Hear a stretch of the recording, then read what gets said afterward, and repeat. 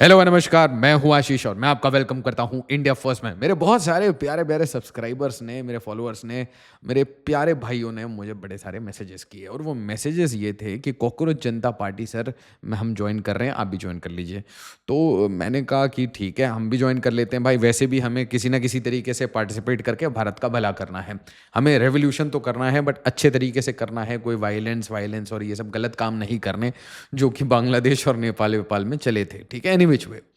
तो भई ये कॉकरोच जनता पार्टी में मैं बहुत इंटरेस्टेड था, तो कॉकरोच जनता पार्टी में आप भी बहुत इंटरेस्टेड हैं और मीटियोरिक राइस है, तो ये बहुत अच्छे चीज़ें कर रहे हैं। तो अब थोड़ा-सा इनके ना जो एजेंडा है, इनको डिस्कस करते हैं। 5 पॉइंट एजेंडा इनका आया था एक, no post retirement rewards for जजेस। ठीक बात है, ये मैं एब्सोल्यूटली एग्री करता हूँ 2 लाख %। फिर कह रहे protect every legit voter if any legit vote is deleted whether in a CJP और opposition rule state the CEC shall be arrested under UAPA और taking away rights of citizen is no less than terrorism। देखिए यहाँ पे थोड़ा सा अनपढ़ लोगों वाले जो स्टेटमेंट है लास्ट में, जिसने भी बताया काफ़ी अनपढ़ आदमी है, ठीक है? ये जो लास्ट सेंटेंस है, इसके जो लास्ट 4 शब्द हैं ये गलत है। नो लेस देन टेररिज्म ऐसा नहीं है, बकवास करने की ज़रूरत नहीं है ऐसी, ठीक है? यूएपीए पे नहीं, आप किसी और लॉ पे अरेस्ट करिए उनको, ठीक है? आप बेसिक लॉज पे, यूएपीए इज़ अनलॉफुल एक्टिविटीज़, ठीक है? तो इसका मजाक मत बनाइए। हाँ, सीईसी ने कुछ गलत किया है या इलेक्शन कमीशन ने कुछ गलत किया है, उसके ऊपर एक्शन लीजिए, बहुत अच्छी बात है। अब फिर अगली बात आ जाती है, if any legit vote is deleted. अब ये जो लेजिट वोट है, इसमें क्या है कि लेजिट वोट क्या आप बांग्लादेशियों को भी मानते हैं? तो अगर आप बांग्लादेशियों को साथ लेके चल रहे हैं सेकुलरिज्म के नाम पे, तो धब्बे हो आप, like any other party. Cockroach Janata party is as good as a cockroach, ठीक है? उसके बाद आ जाता है 50% reservation for women. Absolutely I support this, बहुत अच्छा काम है भाई। 50% नहीं, 2 लाख % रिजर्वेशन दे दो फॉर एनी विच वे। मेरे एक कॉन्स्टिट्यूशनल लॉ के प्रोफेसर ने मुझे बड़ी अच्छी बात समझाई थी कि all the people they keep crying about reservation when there are no seats, okay? Any which way. तो for the smart it is very smart. But आगे देखिए, independent media not godi media. Absolutely भाई, जो करना है करिए इनके ऊपर, है ना? ये गोदी मीडिया ने माथा खराब कर रखा है। अब तो माँ पापा भी गोदी मीडिया को देखना बंद कर चुके हैं, ठीक है? गोदी मीडिया ये क्या करती है, जैसे जैसे इलेक्शन बदलते हैं स्टेट गवर्नमेंट में, सेंटर में, तो ये पॉलिटिकल पार्टी के साथ अलाइन हो जाती है और उसी के हिसाब से काम करती है, और उसके कारण क्या होता है कि लोकल इश्यूज़ बिल्कुल कवर नहीं होते। अच्छा, तो इसलिए ठीक है, इंडिपेंडेंट मीडिया, आपको अदानी अंबानी पे एक्शन करना है कर लीजिए, अगर आपके कैपेसिटी हो या किसी भी पॉलिटिकल पार्टी की कैपेसिटी हो तो आप प्लीज़ कृपया करके करें, ठीक है? क्योंकि मैंने देखा नहीं है कि दुनिया में ऐसी कोई पॉलिटिकल पार्टी हो, डेमोक्रेट, रिपब्लिकन, वो तो अमेरिका की पार्टी, उनके बस की नहीं है अपनी एक बिलियनियर के पीछे पड़ने का और उनकी हालत ख़राब करने का, ठीक है? Nobody can fight a billionaire. So आप, मैं कह रहा हूँ मतलब मैं बड़े यार आइडियल बातें मैं नहीं करूँगा, मैं आपको थोड़ा रियलिस्ट पर्सपेक्टिव दूँगा। You can not do anything about them, ठीक है? वो आपके मुँह पे थूक के निकल जाएँगे। सीजेपी आपको कॉकरोच बना देंगे। अच्छा, उसके बाद आ जाता है 20 साल बैन ऑन पॉलिटिकल डिफेक्शन। ठीक है, ये बहुत अच्छी बात है, ये करिए। उससे पहले आपको अपने खुद के पॉलिटिकल पार्टी में एमएलए और एमपी जिताने पड़ेंगे, उसके लिए आपको पैसे चाहिए होंगे। आई होप आप पैसे गलत तरीके से ना लें। सबसे इंपॉर्टेंट जो चीज़ है कि आप पैसे कहाँ से लाएँगे, वो बड़ा अजीब था। अच्छा ठीक है, हर चीज़ इंडिया में क्या होता है कि मैं हमेशा फर्स्ट टाइम जब भी कोई ऐसी चीज़ हो रही होती है ना, मुझे बड़ा ट्रस्ट होता है कि यार भारत में कुछ अच्छा होगा, कुछ गलत नहीं होगा।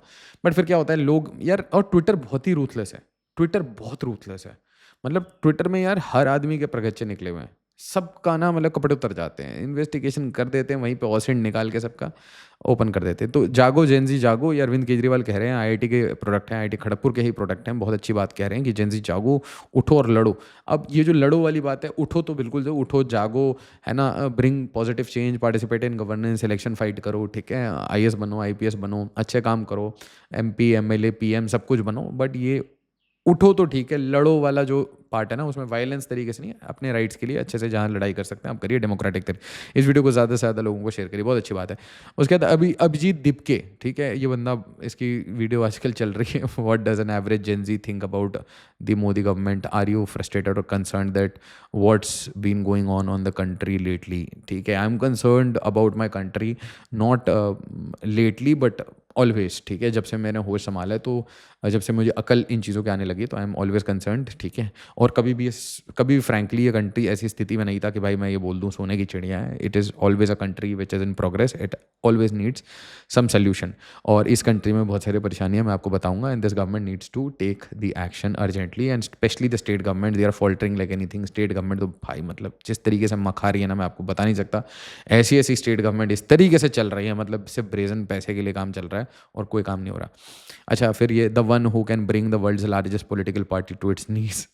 अरविंद केजरीवाल, ठीक है, ये तो Abhijit Dipke is associated with a political party, वो अच्छा काम करता है, ठीक है, अपने पॉलिटिकल पार्टी के लिए, एंड दैट गुड, ठीक है। तो कॉकरोच वाले जो स्टेटमेंट था चीफ जस्टिस ऑफ इंडिया का, उससे इसने कॉकरोच जनता पार्टी बनाई और वो बहुत अच्छा काम किया इसने। You know, you are the best जज। 3 मिलियन हो या 50 मिलियन हो, बेसिकली मैं ये कहना चाह रहा हूँ कि these things are not organic. आप मेरे को मैसेज कर रहे थे ना, ये आपने मैसेज कर दिया कि सौरदेव को इतने फॉलोअर आ गए, वो पार्टी के कार्यकर्ता ज्वाइन कर रहे हैं because their party is almost getting ruined, खत्म होने वाली है उनकी पार्टी, ठीक है। Arvind Kejriwal might be the next target, ठीक है, आप ये चीज़ समझ लीजिए, क्योंकि अरविंद केजरीवाल के बारे में मैंने आपको एक बात बताई थी। उनके बारे में ना, वो जो उनके इनिशियल करियर में कुछ जो उन्होंने डोनेशंस लिए ना, पैसे लिए हैं, वो क्या नेशनल सिक्योरिटी को दाव पे लेके लिया है, क्या उनका कोई लिंकेजेस है किसी और ऑर्गेनाइजेशन से, तो ये एक बहुत बड़ा क्वेश्चन है। और इसी क्वेश्चन के कारण जो एजेंसीज हैं वो आपके पीछे लगी रहती हैं, फ्रैंकली, और कोई रीज़न नहीं होता। Any which way, thank you for everything, Mr. Sisodia. I'm truly grateful for all the opportunities you provided me while working with you, leaving for Boston. ठीक है, आप बॉस्टन जाएं, आप देश छोड़ें, आप अच्छा काम करें। Mister Sisodia is Manish Sisodia. In which way मैं आपको ये कहना चाह रहा हूँ कि grateful for all the opportunities. तो मतलब आम आदमी पार्टी के साथ ये जुड़े हुए हैं और बहुत अच्छी बात है, ये जुड़े रहें हर पार्टी के साथ। इनफैक्ट इनको अभिजीत दीपके को आम आदमी party, cockroach Janata party, Bharatiya Janata party, Congress, TMC, सबके साथ जुड़े हैं, भारत के लिए काम करें। Doesn't create any problem. Cockroach Janata party, यहाँ पे देखिए क्या है ना कि cockroach Janata party based out of US, मतलब क्योंकि वो अभी यूएस में पढ़ाई वढ़ाई कर रहे हैं। उनका जो दूसरा एक हैंडल था, जो एडमिन था, वो दुबई बेस्ड था, ठीक है, उसका मैं स्क्रीनशॉट अभी नहीं अटैच करता हूँ। बट पॉइंट बीइंग कि ऐसे बहुत सारे लोग हैं जो चाहते हैं भारत में सत्ता परिवर्तन हो जाए, और जो सत्ता परिवर्तन हो इलेक्शन के थ्रू ना हो, किसी और तरीके से हो, और इसमें बहुत सारे लोगों के इंटरेस्ट छुपे हुए हैं। सिर्फ यहाँ पे आम आदमी पार्टी की बात नहीं होगी, या कांग्रेस की बात नहीं होगी, टीएमसी की बात नहीं होगी, डिसग्रंटल लोग बहुत सारे हैं जो पॉलिटिकल पावर में नहीं है। बट अगर आप सिर्फ पॉलिटिकली सोचेंगे ना कि आम आदमी पार्टी पावर में आ जाए उसके लिए ऐसे बोल रहा है, नहीं नहीं नहीं नहीं, ध्यान समझिए। आम आदमी पार्टी और कॉकरोच जनता पार्टी ये सब गेम क्यों करना चाहते हैं, और असली फोर्स जो आपको अभी दिख नहीं रहा, असली फोर्स कौन आएगा? तो डिसग्रंटल एलिमेंट में 2-3 कंट्रीज़ भी हैं। डिसग्रंटल्ड है बांग्लादेश, उसकी फॉरेन इंटेलिजेंस, पाकिस्तान, उसकी आईएसआई, ये सब डिसग्रंटल्ड हैं। इसके साथ वो जो इलीगल बांग्लादेशियों को डाला गया ना इस कंट्री में, जिनका नाम एसआईआर में हट रहा है, वो बहुत डिसग्रंटल्ड है। तो वो ढूंढ रहे हैं कोई बहाना। मैं जेनजी को अवेयरनेस के लिए बातें बता रहा हूँ कि जेनजी को बहुत सारी चीज़ों से गुस्सा आता है, मुझे भी उन चीज़ों से गुस्सा आता है। मैं एक मिलेनियल हूँ, मैं आपको बताऊँगा क्या क्या वो इशूज़ हैं जो भारत को इमीडिएटली सॉल्व करने चाहिए। एक स्टेट लेवल पे ना, जो डिस्ट्रिक्ट मैजिस्ट्रेट से लेकर चीफ मिनिस्टर तक बहुत काम करने की ज़रूरत है भाई, कोई काम नहीं हो रहा। तो अगर ये काम होगा तो क्या होगा कि अगर ये काम नहीं होता है तो क्या होता है, डिसग्रंटल्ड हो जाते हैं हम लोग, और डिसग्रंटल हो जाते हैं और फिर हम स्ट्रीट्स पे आ जाते हैं, लड़ाइयाँ वड़ाइयाँ करने लगते हैं, एटसेट्रा एटसेट्रा। उसका फ़ायदा जो है वो हमें नहीं मिलेगा। मतलब हम पावर में पहुंच जाएंगे, हम अदानी अंबानी के अगेंस्ट कुछ नहीं कर पाएंगे। मैं फ्रैंकली बता रहा हूँ, ये सब जो आपके प्रपोजिशंस है ना, ये आप नहीं कर सकते। देखिए, no post retirement reward for जजेस, चलिए जजेस की वैसे भी क्या ही पॉलिटिकल पावर है या कौन सी उनकी वोट बैंक है, तो आप ठीक है, उसके प्रोटेक्ट एवरी लेजिट वोट। अब आप सोचिए, आपने जितने बीजेपी के जो लोग हैं, कार्यकर्ता हैं, वो रोड पे उतर जाएंगे अगर आप ये सब काम करेंगे, तो फिर आपके लिए नेक्स्ट जेनजी रेवोल्यूशन आ जाएगा। 50% रिजर्वेशन फॉर वुमेन, आपकी खुद की जो एमएलए एमपी होंगे, पॉसिबली आप बना लें अपनी डेमोक्रेसी जैसी भी बनानी है, तो वही बात नहीं मानेंगे। उसके अलावा आपने बोला है independent media not godi media. जैसे आप पावर में आएंगे तो आप बालन शाह की तरह बोलेंगे कि अब तुम मेरी गोदी मीडिया बन जाओ, पहले तुम उनकी गोदी मीडिया थी और हमसे वही महीने का पैसा लो। 20 साल बैन ऑन पॉलिटिकल डिफेक्शन, ये आप इट टोटली डिपेंड्स कि आप डिफेक्शन आपके अगेंस्ट है या आपके इंटरेस्ट के साथ है। अगर आपके इंटरेस्ट के साथ होगा तो आप कोई लूप होल निकाल ही लेंगे। तो ये सब बातें कहने की बातें हैं। जो एक्चुअल पावर है, मैं बड़ा रियलिस्ट हूँ इन चीज़ों में, एक्चुअल पावर है वो it corrupts, and absolute power corrupts absolutely. So take absolute power and have a chance with it. और ये बोलते हैं ना कि give a man power to know his true character. तो एक बार आपको पावर मिलेगा तो आपका ट्रू कैरेक्टर वही निकलेगा जो इंडिया का पूरा कैरेक्टर निकला है। देखिए ना, सीबीआई अरेस्ट कर्नल, अब इंडियन आर्मी का, आर्मी ऑर्डिनेंस कॉर्प्स का, आर्मी ऑर्डिनेंस कोर का एक कर्नल है, वो कोलकाता में पोस्टेड था भाई, उसमें 50 लाख रुपए का करप्शन ले लिया हवाला के थ्रू। तो अब मतलब आर्मी में भी करप्शन चलता है, बीएसएफ के तो मैंने केसेस आपको बताए हैं, ठीक है। तो करप्शन चल रहा है ना, इंडिया में करप्शन हो रहा है। और अब मैं आपको वो बता रहा हूँ जो इंडिया में प्रॉब्लम्स हैं, जिसको भारत सरकार को, स्टेट गवर्नमेंट्स को इमीडिएटली सॉल्व करने के ऊपर काम करना चाहिए। ये बहुत सीरियस अब इशूज़ है, ठीक है।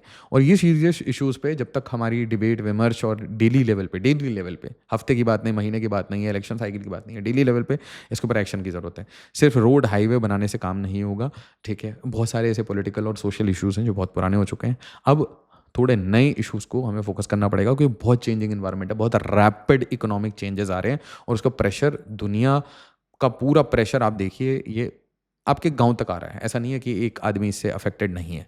तो ये देखिए सोना ही सोना योजना ये है ना Jamui Bihar, Bihar rural police economic offence unit raid different locations linked to rural work department executive engineer Gopal Kumar. तो भाई इनके पास ये सोना ही सोना योजना जो चल रहा है, चोरी-चोरी पूरे दिन चल रही है। Supreme Court grants bail to Chhattisgarh ex IAS officer Anil Tuteja in corruption case. तो ये पता नहीं क्यों नहीं बेल दे देते इनको।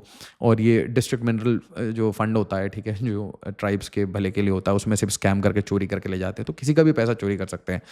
और भी कुछ इश्यूज़ हैं, देखिए ध्यान से समझिए कि रिज़र्वेशन को मैसिव तरीके से हर जगह बढ़ाया जा रहा है। और रिज़र्वेशन को बढ़ाया जा रहा है मतलब सीट्स तो बढ़ती नहीं है, रिज़र्वेशन को बढ़ाया जाता है। तो कुल मिला के क्या होता है कि reservation becomes a poll issue, nothing else. Actual social justice not happening, actual change not happening. और रिज़र्वेशन में जैसे कि मान लीजिए मैं रिज़र्वेशन में आता तो मैं बोलता यार मैं प्रिविलेज्ड हूँ, ठीक है, मैं बहुत प्रिविलेज्ड हूँ। मैं बहुत प्रिविलेज्ड हूँ कि मैं पढ़ा लिखा हूँ, ठीक है, मेरे पास काजू किशमिश है खाने के लिए, मेरे पास न्यूट्रिशन है लेने के लिए, ठीक है, मेरे पास घर-बार है। तो भले मैं किसी भी कास्ट से आ जाऊँ, अगर मुझे रिज़र्वेशन मिल रहा है तो ये नुकसानदेह है देश के लिए, सोशल जस्टिस के लिए। दूसरा पुअर क्वालिटी ऑफ एजुकेशन। तो जो इंडियंस हम पढ़ते हैं, अगर आप आईआईटी, आईआईएम, आईएससीज़ इनको हटा दें, एम्स हटा दें, तो बहुत पुअर क्वालिटी ऑफ एजुकेशन है। पॉइंट ब्लैंक कोई भी कॉलेज उठा लो, या मानव रचना, गलगोटे, मुलगोटे, या कोई भी उठा लो, सब कबाड़ है, कूड़ा कबाड़ है ना। हमारे पेरेंट्स को मूर्ख बना जाता है, खूब सारा पैसा लिया जाता है डोनेशन में। और दूसरा तरीका ये है कि यार अगर आप अपर मिडिल क्लास में है तो आप देश छोड़ के चले जाओ, बाहर जाके पढ़ो, ठीक है। डीपीएस जैसे स्कूल्स में तो यार 10th क्लास में सिखाने लगते हैं कि कैसे आपको देश छोड़ना है, क्या क्या आपको सेमिनार्स और ये सब अटेंड करना है। तो बस मैं आपको बता रहा हूँ, you should know these things. I know, this is very normal thing that I know. कोई इसमें रॉकेट साइंस नहीं है। फ्रीबीज बिफोर इलेक्शन, ये तो आपने देखा है, कभी 5,000, 10,000, कभी 20,000, ये ड्रामा है। क्योंकि देखिए फ्रीबीज जो आज बट रही हैं गाँव में, आपको लग रहा होगा गाँव का फ़ायदा नहीं हो रहा, नहीं, कल वही गाँव वालों के जो बच्चे हैं वही टैक्स देंगे। क्योंकि जो अमीर हैं वो क्या करते हैं, टैक्स सेविंग वगैरह कर लेते हैं, गोलमोल कर लेते हैं चीज़ें, कंपनी बना लेते हैं, कॉर्पोरेशन बना लेते हैं, ट्रस्ट बना लेते हैं, सोसाइटी बना लेते हैं और गोलमोल कर लेते हैं टैक्स का। जो गरीब हैं या जो सैलरीड हैं वो नहीं कर पाते। तो एंड में क्या होगा कि आज आपने फ्री भी ली, आज मेरी मम्मी ने फ्री भी ली, कल मैं ही बड़ा हूँगा, मैं बड़ा होके उस फ्री बी का ईएमआई दे रहा हूँगा। बहुत ध्यान से समझना ये बातें आपको। You should understand, make money in India and tax from tax payers money. तो मतलब ये बेसिकली करप्शन की बात कर रहा हूँ। Send your kids and wealth abroad. अब ये एक पाकिस्तानी मॉडल है, बांग्लादेशी मॉडल है, साउथ एशियन मॉडल है कि चोरी करो यहाँ पे और रखो अब्रॉड में। खुद को भी खुद के सारे एसेट्स को, बच्चों को, सबको बाहर पार्क करके रखो, क्योंकि वहीं तो एंड में जाके सेटल होना है। अगर कोई क्राइसिस वाइसिस हुई तो बाहर जाने के लिए पैसे होने चाहिए, सामान पार्कड होना चाहिए, 1-2 कंट्री की एक्स्ट्रा सिटीजनशिप जेब में होनी चाहिए। अच्छा, इसके बाद देखिए ये एक स्ट्रे डॉग केस आया है ना, ये मिंट का है। आप सोचेंगे स्ट्रे डॉग का मैंने क्यों लगा दिया। Supreme Court pulls up states UT over poor infra, says no sustained effort to tackle crisis. अब एक साइड में मैं देखता हूँ कि जैसे मैं दिल्ली से मान लीजिए निकलता हूँ गाड़ी लेके, तो मैं देखता हूँ कि eastern peripheral express way, western peripheral express way है, एक एक्सप्रेस वे अभी देहरादून तक जा रहा है, ठीक है, एक दिल्ली मुंबई एक्सप्रेस वे है, एक्सप्रेस वे पे एक्सप्रेस वे। और दूसरी साइड में अगर आप थोड़ा सा मतलब नोएडा के जो मेन एक्सप्रेस वेज है ना, उससे थोड़ा राइट उतर जाएंगे, गुड़गांव के जो एक्सप्रेस वेज हैं उनसे थोड़ा राइट उतर जाएंगे, तो आपको समझ आएगा कि यार जो इनर रोड्स हैं वो एकदम कचरा है, बिल्कुल मतलब गोबर का, मतलब बिल्कुल एब्सोल्युटली ट्रैश है ना। कुत्ते घूम रहे हैं, ठीक है, नाले फटे हुए हैं, है ना, कहीं पे रेडी पटरी कुछ भी लगा हुआ है, ठीक है। अब ये देखिए, ये कहानियाँ मैं नहीं बता रही, ये मथुरा है ना, मथुरा से कहानी आ रही है कि भाई यहाँ पे इनकी स्थिति ख़राब है, स्वच्छ भारत अभियान। फिर ये दूसरी कहानी आ रही है सरधना से, है ना। ये सब मैं नहीं बता रहे, जागरण वगैरह बता रहे हैं अयोध्या में ये स्थिति है, काम नहीं हो रहा है ना, या फिर अगर कोई एसेट बनाया उस एसेट का यूटिलाइजेशन नहीं है। उसके बाद दूसरा जो प्रॉब्लम है कि एक साइड में आप देखिए कि आपकी जो सिटीज़ हैं वो लिवेबल नहीं है ना। सिटीज़ लिवेबल नहीं है, Kolkata, Mumbai, Delhi, they are not liveable, very honestly they are not liveable. आप नई सिटीज़ बना नहीं रहे। जो पुरानी सिटी हैं वो ऑलरेडी कचरा हो चुकी हैं, और उन कचरे सिटीज़ में जो हमारी रियल एस्टेट है, अगर आप लेजिट तरीके से घर खरीदने जाओ, 2 करोड़ से नीचे तो कोई बात नहीं करता, 2 करोड़, 3 करोड़, 4 करोड़ ऐसे बोलते हैं जैसे कि हमारी सैलरी है ना 2-2 करोड़ रुपए महीना हो, है ना, ऐसी बात होती है घर की। या फिर मान लो 20 लाख रुपए महीने हम सब कमाते हैं, तो भाई 2 करोड़ का घर है तो इट इज़ अफोर्डेबल, है ना, 15 किश्तों में निकाल देंगे सारी, है ना। ऐसा नहीं होता, इट डजंट हैपन। तो आप अच्छी नौकरी भी करते हैं ना, पति पत्नी दोनों वर्किंग है ना, 30-30 लाख रुपए कमा रहे हैं, तो भी घर लेना is very difficult to have that savings, इतना खर्चा है। City life is extremely tiresome, it's always digital, हमेशा screen screen screen, too much tension, too many EMIs। तो एक बहुत बड़ा प्रेशर बन चुका है, और they are the most juiced section of the society, वो 5 रुपये खर्च करते हैं, उसमें भी टैक्स निकल जाता है। और टैक्स फ्रैंकली कैसे लगता है कि इनवॉइस पे जीएसटी लग जाएगा, उसके बाद आपका टीडीएस लग जाएगा, टीडीएस लगने के बाद आप मंथ के ये ईयर के एंड में आप इनकम टैक्स देंगे, उसके अलावा जो आप खरीदेंगे उस पर भी जीएसटी जा रहा है। तो हर हर चीज़ों में आपका ओवरऑल आप देखेंगे कि ऑल अराउंड आपकी डायरेक्ट इनडायरेक्ट टैक्सेशन से जो लेजिट बिजनेस करने वाले लोग हैं वो तो एकदम खत्म हो रखे हैं, मतलब उनकी हालत बहुत ख़राब है, बहुत टाइट है। दूसरी साइड में आप देखिएगा बांग्लादेशी वगैरह आराम से आके रोहिंग्या आके आराम से आपकी सिटीज़ में रह रहे हैं, झुग्गी झोपड़ी ये सब बना के रह रहे हैं, चिल कर रहे हैं, ठीक है, चिल एब्सोल्युटली। और यहाँ का जो लोकल काउंसलर वगैरह होगा, जो भी दलाल होगा, वो यहाँ पे पैसे वैसे खा रहा होगा, उसी की इनफैक्ट ये बनाई हुई सारी बिल्डिंग्स होंगी, वो हर रूम से 10-10 हज़ार का किराया ले रहा होगा और बिजली का भी किराया ले रहा होगा, सब सब कुछ बिजली भी उसने खींच के लगाई होगी, ठीक है, कोई सैनिटरी फैसिलिटी नहीं, और वही इनेबल कर रहा है बांग्लादेशी वहाँ पे रहें ताकि उसके वोट बैंक बने और वो रेंटल इनकम भी कमाए। और इसके साथ साथ देखिए कि ऐसी कोई स्टेट नहीं है, ऐसी कोई सिटी नहीं है, हमारी टॉप सिटीज़ में बांग्लादेशी भरे हुए हैं, हमारे पास ऑलरेडी पैसे की कमी है, हम ऑलरेडी लोन पे लेके अपने बेसिकली ये जो फ्रीबीज बांट रहे हैं उसके ऊपर से हम बांग्लादेशियों को झेल रहे हैं, और इसके ऊपर कोई एक्शन नहीं लेता क्योंकि ये वोट बैंक पॉलिटिक्स है एनी विच वे। इसके अलावा एक बहुत बड़ी सीरियस क्राइसिस है, वो है अनएम्प्लॉयमेंट की। और जब भी मैं ये सारी प्रॉब्लम्स बता रहा हूँ, आपको पता है ये प्रॉब्लम सेंट्रल गवर्नमेंट नहीं कर सकती, ठीक है, सेंट्रल गवर्नमेंट नहीं कर सकती। अनएम्प्लॉयमेंट में सेंट्रल गवर्नमेंट क्या कर लेगी? You think unemployment local level का काम है, आपको फैक्ट्री सेटअप करनी पड़ेगी, एक सीएम को दिन रात काम करना पड़ेगा, इंडस्ट्रियलिस्ट को बुलाना पड़ेगा, फैक्ट्री सेटअप करवानी पड़ेंगी। पीएम इनवाइट कर सकते हैं बड़ी बड़ी कंपनी को, please come and make India, make in India. जो बड़ी कंपनी होती है वो आगे ऑटोमेशन कर देती है, वो हाई एंड टेक में है या फिर प्रिसीजन टेक में है, आपको छोटे लोगों को बुलाना पड़ेगा, है ना, मिड लेवल फैक्ट्रीज को बुलाना पड़ेगा, फैक्ट्री सेटअप करो, नौकरियाँ निकालो, ठीक है। ऑब्वियसली प्राइम मिनिस्टर बोल सकते हैं Samsung please come to India, ठीक है, बट आके फिर फैसिलिटेट किसको करना पड़ेगा? सीएम योगी आदित्यनाथ जी को बोलना पड़ेगा कि मैं नोएडा में आपको ये फैसिलिटी दे रहा हूँ, आप यहाँ आओ, इतने नौकरियाँ क्रिएट करो। So CM has to be very proactive. हम ऐसे नहीं चल सकते कि भाई पीएम ने कह दिया तो सारी कंपनीज अपने आप तैयार हो जाएंगी और बस बाकी सारे ब्यूरोक्रेट्स और बाकी सीएम वीएम जितने आपको मिनिस्टर मिल जाएं स्टेट में, सब दिन रात पैसे खाएं, और जो सेंटर में जितने लोग पैसे खाएं उनके ऊपर कोई एक्शन ना हो, ठीक है, पेपर वेपर लीक हो रही हो, तो ये चीज़ें बहुत सीरियस है।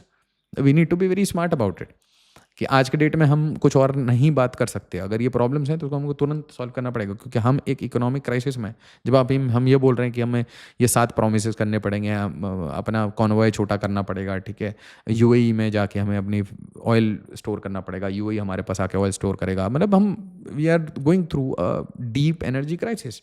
उस टाइम में हमारे ब्यूरोक्रेट्स पेल के चोरी करें, है ना, पेल के सोना बनाए, प्रधानमंत्री सोना बना योजना, उनके ऊपर एक्शन ना हो तो इट्स वेरी सीरियस।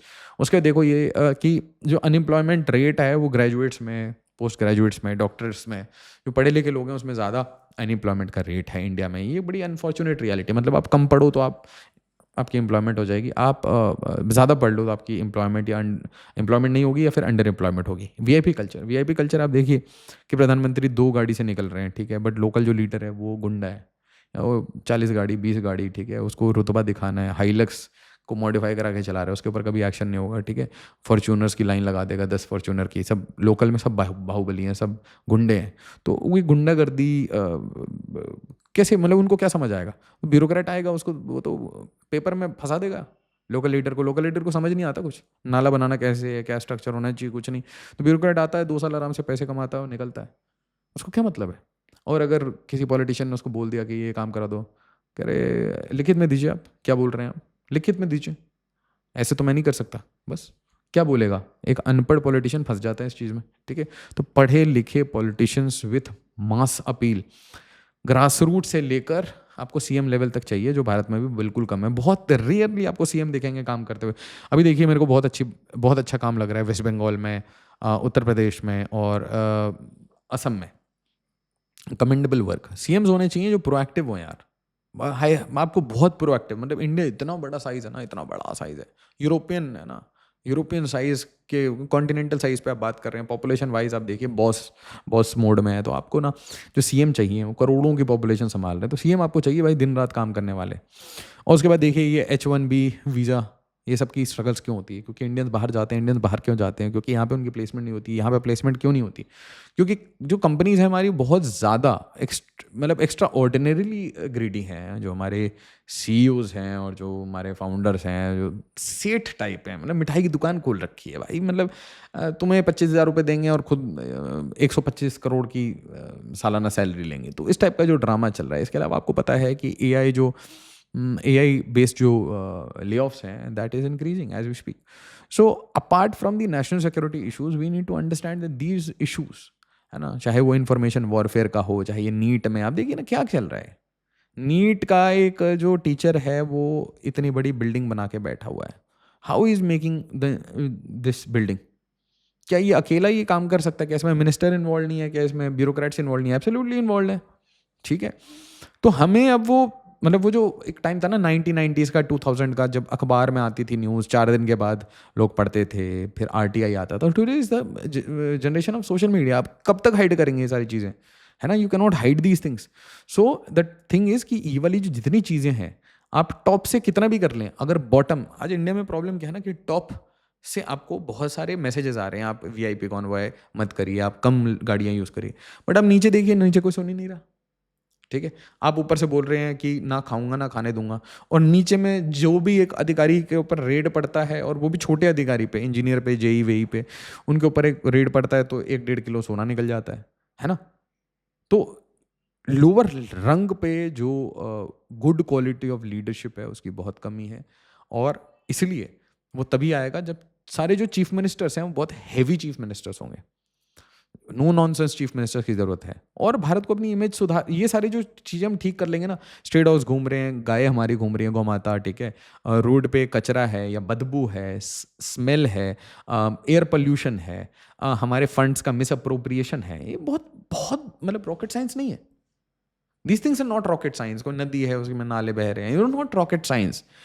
कहीं पे इंजीनियरिंग, कहीं पे करप्शन का इशू, कहीं पे लैक ऑफ प्लानिंग, इससे ज़्यादा कुछ नहीं है. मन की इच्छा हो गई तो आप कर देंगे. कोई रॉकेट साइंस नहीं है इन चीज़ों में. इलीगल इमिग्रेंट्स, कोई एक स्टेट गवर्नमेंट पागल होगी तो उनका भूत बना देगी 1 महीने में. तंत्र को वो सोने के एटीट्यूड से कि कहाँ फार्म लेना है, कहाँ फार्म हाउस बनाना है, किसकी ज़मीन हड़पनी है, इस मोड से निकल के प्रोएक्टिव गवर्नेंस मॉडल में आना पड़ेगा. एक्सप्लॉयटेटिव मॉडल से, जो ब्रिटिश माइंडसेट है ना कि हम बाबू हैं, लाट साहेब हैं, उस माइंडसेट से निकल के एक्चुअली में देश के लिए काम करना पड़ेगा. क्योंकि हमारे पास जो स्वीट टाइम है ना, विंडो, वो बड़ा कम है. और नहीं तो आप देखिए कॉकरोच के, आप देखिएगा कि लार्वा जनता पार्टी निकलेगी, अलग अलग पार्टी निकलती जाएगी, लोग अलग अलग चीज़ें बोलते रहेंगे. ठीक है, it doesn't matter. But the real issue is that बहुत बड़े डिमांड्स नहीं है. This shed of that extra layer of fat, जो फैट चढ़ गया है, और उस फैट को, उस ईगो को दूर करके हमें काम करना पड़ेगा दबा के. वीडियो को लाइक शेयर सब्सक्राइब जरूर करिएगा. एज ऑलवेज, जय हिंद, जय भारत.